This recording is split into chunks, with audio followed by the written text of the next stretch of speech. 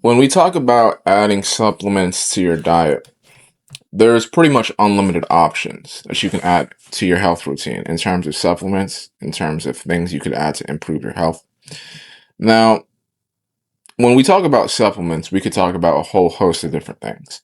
There's such thing as herb supplements. That means they come from plants, right? Rhodolia, Damiana, there's pretty much unlimited herb supplements that exist out there.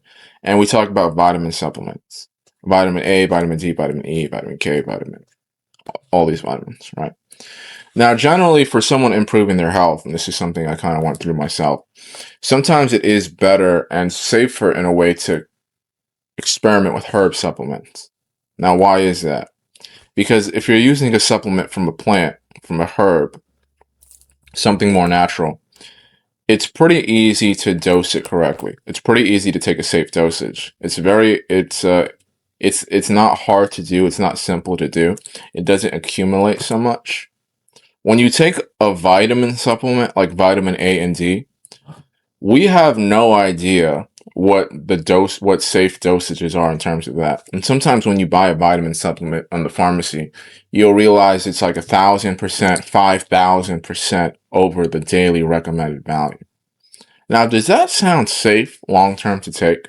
Considering that the body does store vitamin supplements, in itself, I would be careful about doing that. If you're taking any substance or if you're taking any supplement, where even if you're taking something as simple as vitamin A, you got to consider that when the body views certain vitamins, it keeps vitamin A in balance with vitamin D, E, and K2.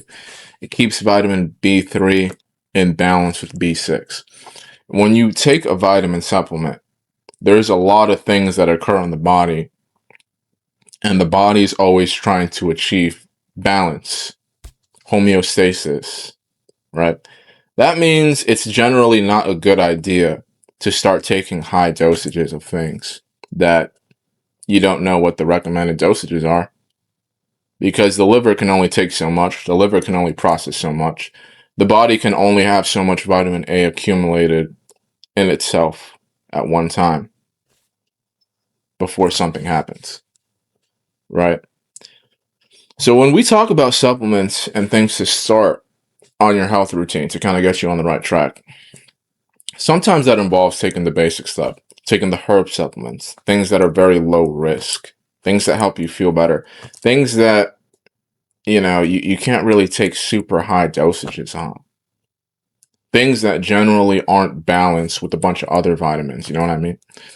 And I take a lot of herb supplements. I don't take too many vitamin supplements. When I do, I take a pretty low dosage, but I take a lot of herb supplements.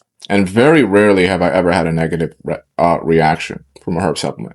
I've had negative reactions from vitamin supplements. And for that, you want to be careful about your dosages. You want to be careful about what vitamins you're taking. And you want to make sure that you know what you're doing, that which vitamins are kept in balance with other ones.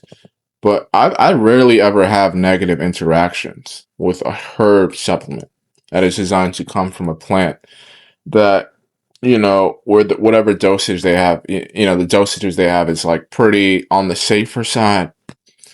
And it's generally kind of a safer way to kind of improve your health.